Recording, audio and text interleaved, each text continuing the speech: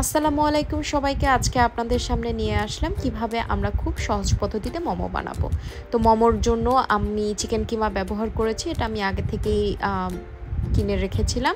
তো এটার জন্য আমি আম পাতাকপির ঠিক ৪ ভাগের ১ ভাগের অর্ধেক নিব এবং ওটাকে এভাবেই কুচি, কুচি করে প্রিপেয়ার করে নিব। তো এইভাবে নেয়ার পরে আমি একটা পাত্রের মধ্যে দিয়ে দিলাম। তারপর এটার সাথে আমি পেঁয়াজ দিব। তো পেঁয়াজটাকে এভাবে করে কুচি, কুচি করে কেটে পেঁয়াজটাকে একসাথেই দিয়ে নিলাম। এরপর আমি বেশ অনেকখানি আমি ধনেপাতা কাটলাম। তো ধনেপাতা আমি যেমন ১ আঁটি দিয়েছিলাম। তো এইটুকু ধনেপাতা আমি সব ওটার সাথেই মিশিয়ে দিলাম। এরপর আমি এর মাঝে পেঁয়াজের শিশও দিয়েছি, যেটা আমার ভিডিওতে আসেনি। তারপর হচ্ছে এরকম আমি ৪-৫ কোয়া রসুনের কুচি দিব। রসুনের কুচিগুলোকে এভাবেই করে কুচি, কুচি করে কেটে নিয়ে এভাবে এটার সাথে দিয়ে দেওয়ার পরে আমি একটু আদাও দিব। আমি আদা রসুনের বাটাও ব্যবহার করতে পারতাম। আপনারা যদি চান আদা রসুনের বাটাও আপনারা ব্যবহার করতে পারবেন। তো এটা দেওয়ার পরে এটার মাঝে আমি চিকেনের কিমাটা দিয়ে দিলাম। দিয়ে দেওয়ার পরে এটাকে আরেকটু স্পাইসি করার জন্য আমি ৫ থেকে ৬টা এভাবে মরিচ নিয়ে কুচি কুচি করে দিলাম। তো এটাতে একটা সুন্দর ফ্লেভারও আসবে। তো এটার সাথে আমি সরিষা তেল ব্যবহার করেছি। আপনারা যদি চান তাহলে এটার সাথে আপনারা বাটারও ব্যবহার করতে পারবেন। সরিষার তেলের একটা ঝাঁঝালো গন্ধ থাকে বা স্বাদ থাকে, যেটা আমার খুবই ভালো লাগে। তো এটার সাথে আমি পরিমাণ মতো লবণ দিয়ে দিয়েছি এবং মোমোর জন্য আলাদা করে মোমোর মশলা পাওয়া যায়, কিন্তু আমি ওভাবে দিব না। আমি খুব সিম্পল ওয়েতে বানাবো। তো আমি একটু হলুদের গুঁড়া দিয়ে দিলাম। তারপর হচ্ছে এটার সাথে আমি একটু মরিচের গুঁড়া দিয়ে দিলাম। তারপর এটার সাথে আমি একটু ধনেপাতার গুঁড়ো দিয়ে দিলাম। তারপর এটার সাথে আমি অল্প করে জিরার গুঁড়ো দিব। জিরার গুঁড়ো খুব বেশি দেব না, কারণ হচ্ছে তাহলে পুরো স্মেলটা বা ইয়েটা চলে যাবে, টেস্টটা চলে যাবে, টেক্সচার চলে যাবে। এরপর এটা হচ্ছে আমার নিজস্ব একটা ফিউশন। আমি যেহেতু মোমোর কোনো মশলা ব্যবহার করিনি, এই জন্য এটার সাথে আমি একটা চাট মশলা ব্যবহার করে নিলাম। তো এইভাবে সুন্দর করে আমি খামিটাকে এভাবে বানিয়ে নিব। কিমাকে খুবই অনেক ভালো করে এটাকে মাখাতে হবে। মেখে ওটাকে আমি রেস্টে দিয়ে দিলাম। এই ফাঁকে আমি মোমোর জন্য চাটনিটা রেডি করে নিব। তো এটার জন্য আমি একটা পাত্রে গরম করে তেল দিয়ে, দেখতেই পাচ্ছেন 7টা থেকে 8টা শুকনা মরিচ, তারপর বেশ কিছু পরিমাণ রসুন, তার সাথে অর্ধেক পেঁয়াজ এবং আমি 2টো টমেটো ব্যবহার করব। এটা ডিপেন্ড করবে আপনি কতটুকু সস বানাতে চান, এটার উপর ডিপেন্ড করে। তো এটার সাথে আমি খুবই নর্মাল একটু হলুদের গুঁড়া, একটু মরিচের গুঁড়া দিয়ে এটার সাথে একটু ধনেপাতার গুঁড়ো দিয়েছি। ধনেপাতার গুঁড়োটা দিলে মানে এত ভালো লাগে টেস্টটা, মানে আমি সব তরকারিতেই মোটামুটি ব্যবহার করে থাকি। তো আমি এইভাবেই সুন্দর করে নেড়েচেড়ে ওটাকে দিলাম। তো আমি সস বানানোর জন্য আমার হোয়াইট সেসেমি সিড দরকার। তো এই হোয়াইট সেসেমি সিডটাকে খুবই সাবধানে আমাদের একটু রোস্ট করে নিতে হবে, কারণ এটা খুব সহজেই পুড়ে যায়। তো এই ফাঁকে আমি আবার এটাকে একটু নেড়ে দিলাম। নেড়ে দিয়ে আমি সুন্দর করে ওটাকে ঢেকে দিয়ে আসলাম।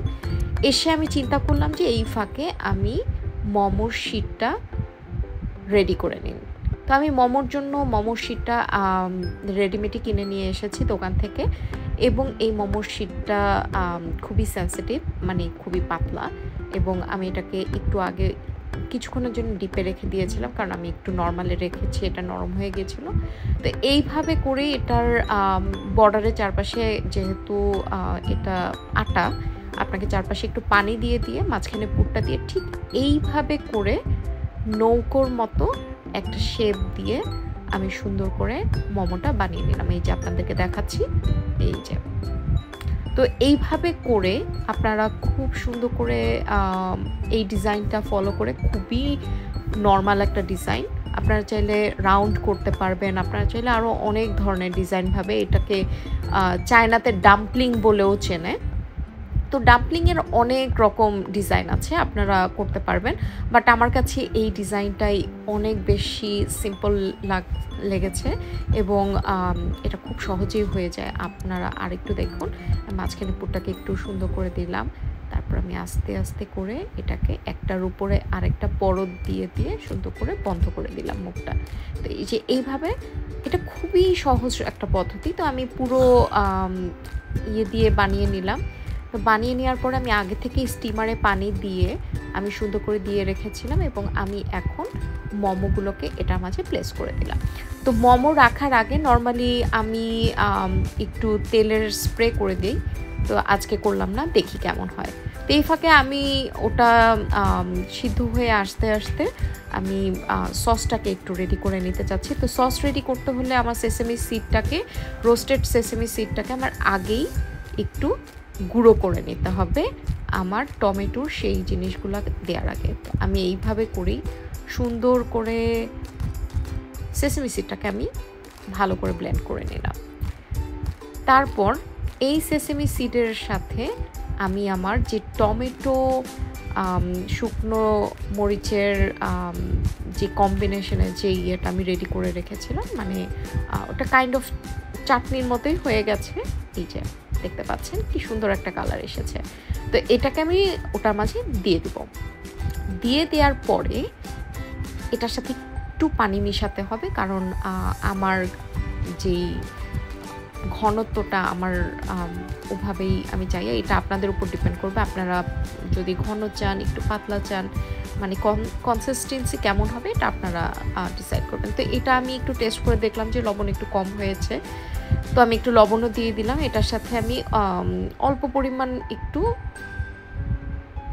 ধনেপাতা দিয়ে দিলাম। তো ধনেপাতা দেওয়ার কারণ হচ্ছে এটা অল্প একটু ফ্লেভার আনবে এবং দেখুন এই যে রেডি হয়ে গেল আমাদের সস। একটু হালকা সবুজ সবুজ একটা লুকসটা ভালো হয় আর কি। তো এই হয়ে গেল আমার সস।